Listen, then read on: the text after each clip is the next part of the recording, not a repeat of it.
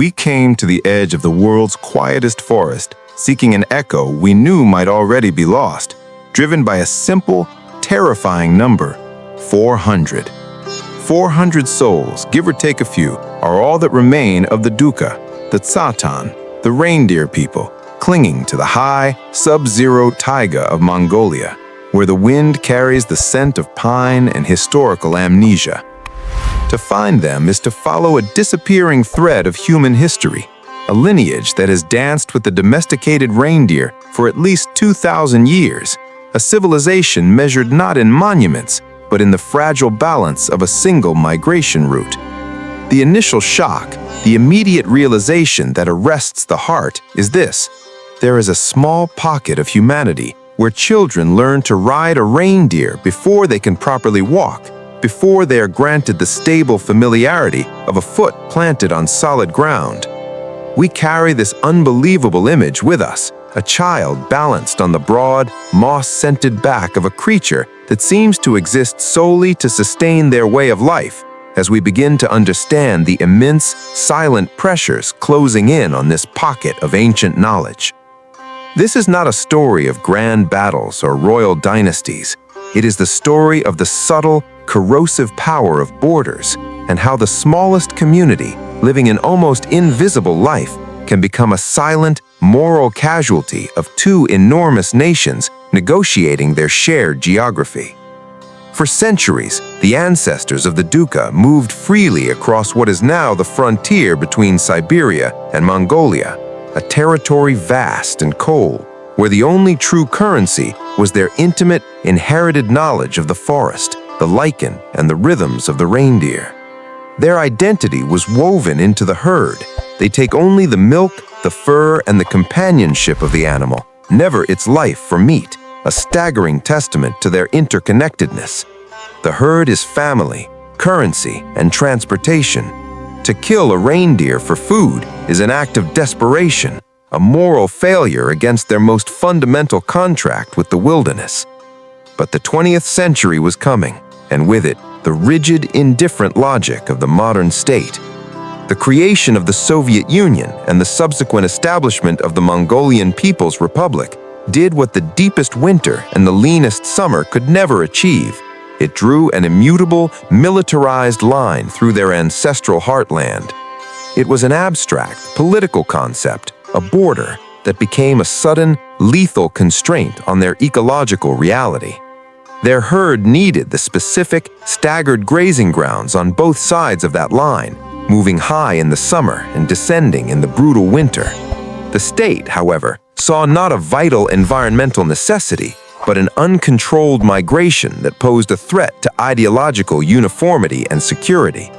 We can only imagine the dawning horror as the nomads realized their ancient paths were now deemed illegal, their seasonal movements reclassified as border transgression.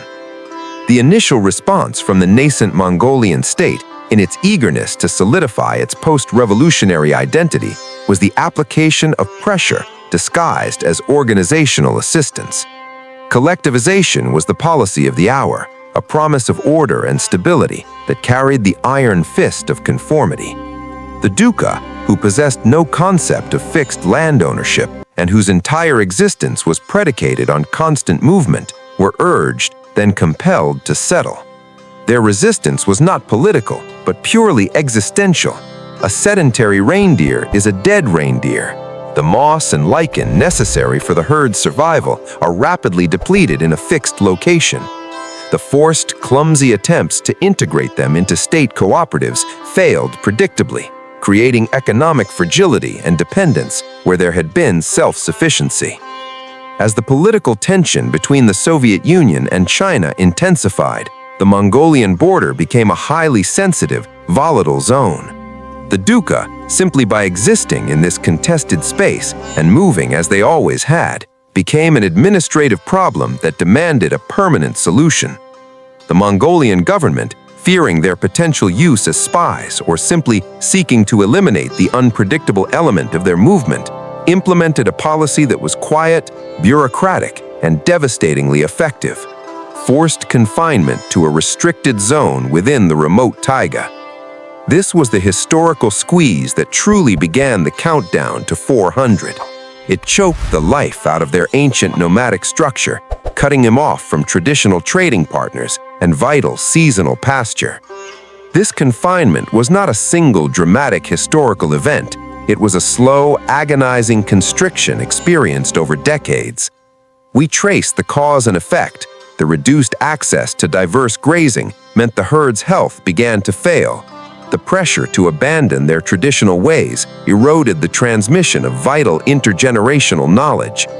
We must reflect on the moral weight of such a bureaucratic action. It was a decision made by men in offices far from the sub-zero cold, who saw the Dukha only as a variable to be controlled, not as a repository of irreplaceable wisdom about how to live harmoniously in one of the world's most challenging environments.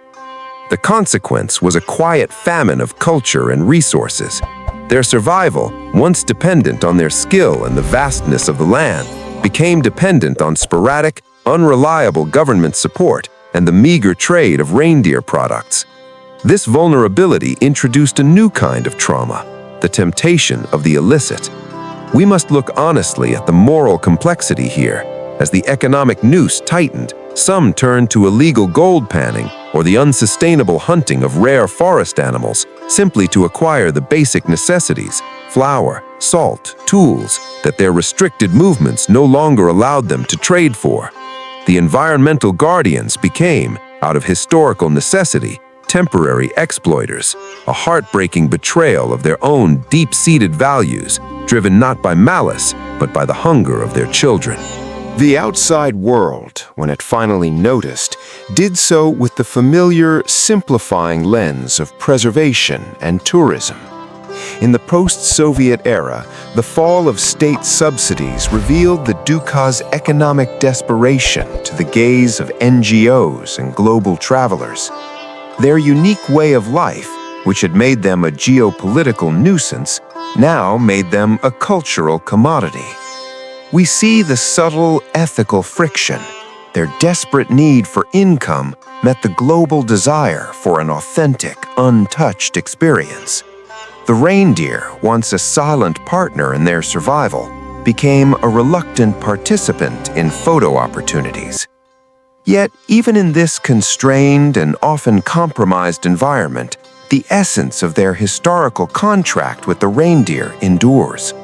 We see it in the daily acts, the gentle, almost spiritual care given to the new calves, the intricate knowledge of over 24 words for different types of antlers, the quiet pride in a child's confident grip on a reindeer's harness. The fact that the herd's numbers fluctuate wildly, often dropping precariously low, is a constant ambient threat. The Dukha face not only political isolation, but environmental change, warmer, unpredictable winters that alter the delicate balance of the lichen they rely upon.